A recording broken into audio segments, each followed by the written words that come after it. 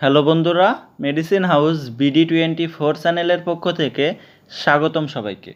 কেমন আছেন সবাই? আশা করছি খুবই ভালো আছেন। বরাবরের মতো এবারও চলে এলাম আরও একটি গুরুত্বপূর্ণ ঔষধের রিভিউ নিয়ে। আজকে যে ঔষধটি নিয়ে রিভিউ করব আপনারা ভিডিওতে দেখতে পারছেন, টিপিসি ট্যাবলেট। আজকে আলোচনা করব এই ওষুধের কার্যকারিতা কী, কারা খেতে পারবে, কারা খেতে পারবে না, গর্ভ অবস্থায় ওই স্তন্যদানকালী মায়েরা ঔষধটি খেতে পারবে কি না, পার্শ্ব প্রতিক্রিয়া আছে কি না, দাম কত, কোথায় পাবেন, সেই সব বিস্তারিত আজকে আপনাদের সাথে আলোচনা করব।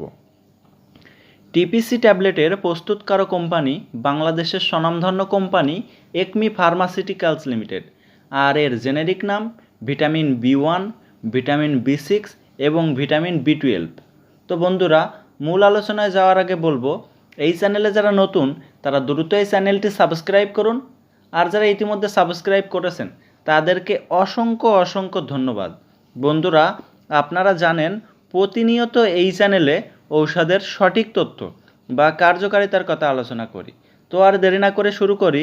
টিপিসি ট্যাবলেটের কার্যকারিতা কী, অতএব কী কী সমস্যা দেখা দিলে আপনারা এই ঔষধটি সেবন করবেন সেটি আজকে আমি আপনাদেরকে বলে দিই।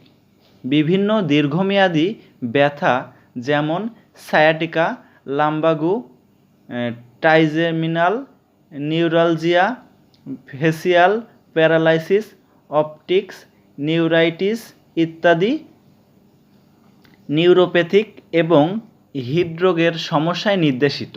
এছাড়া এসব ভিটামিনের অভাবজনিত রোগে নির্দেশিত।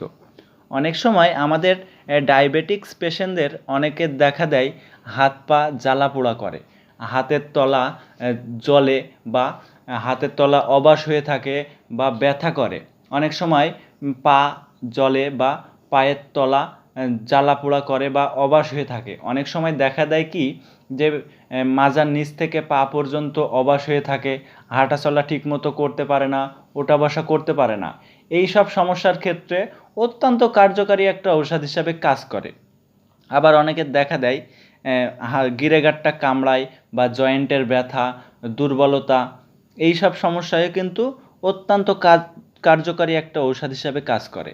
হাত পা জ্বালা পোড়া বা ব্যথা ও ভিটামিনের অভাব দূর করে।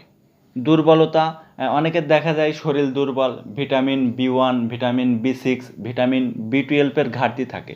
এই ঘাটতি পূরণ করতে অত্যন্ত কার্যকারী একটা ঔষধ হিসাবে কাজ করে।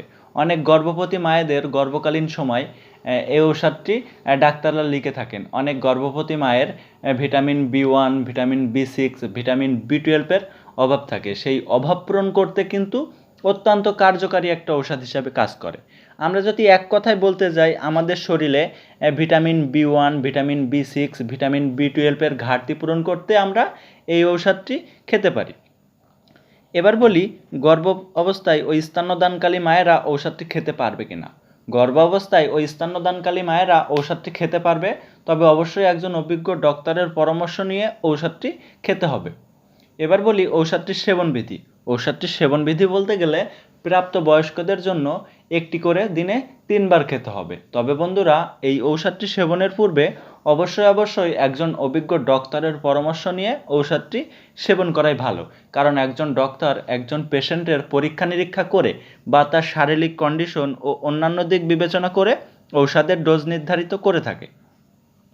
এবার বলি এই ঔষধটির পার্শ্ব প্রতিক্রিয়া কী। আপনারা জানলে খুশি হবেন যে এই ঔষধটির তেমন কোনো পার্শ্ব প্রতিক্রিয়া নেই। এই ঔষধটির পার্শ্ব প্রতিক্রিয়া এবং মৃদু এবং অস্থায়ী, সবার ক্ষেত্রে দেখা দেয় না।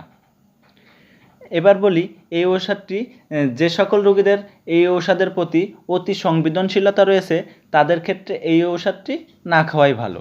টিপিসি ট্যাবলেটটি 30টের একটা কৌটো হয়। এই 30টে কৌটার দাম 330 টাকা। আর ঔষধটি পেয়ে যাবেন আপনার নিকটতম যে কোনো ফার্মেসিতে। ভিডিওতে আমি সবই সংক্ষেপে বলার চেষ্টা করেছি। ঔষধটির সম্পর্কে আরও কিছু বিস্তারিত জানতে অবশ্যই কমেন্ট করবেন, আমি রিপ্লাই দেওয়ার চেষ্টা করব। ধন্যবাদ সবাইকে ভিডিওটুকু সম্পূর্ণ দেখার জন্য। ভালো লাগলে লাইক, কমেন্ট, শেয়ার করবেন। আর বন্ধুরা, যে কোনো ওষুধ সেবনের পূর্বে অবশ্যই একজন অভিজ্ঞ ডক্টরের পরামর্শ নিয়ে ঔষধ সেবন করবেন। কোনো ইউটিউব দেখে বা কোনো ভিডিও দেখে ঔষধ সেবন করবেন না। ভালো থাকবেন, সুস্থ থাকবেন। আল্লাহ হাফেজ।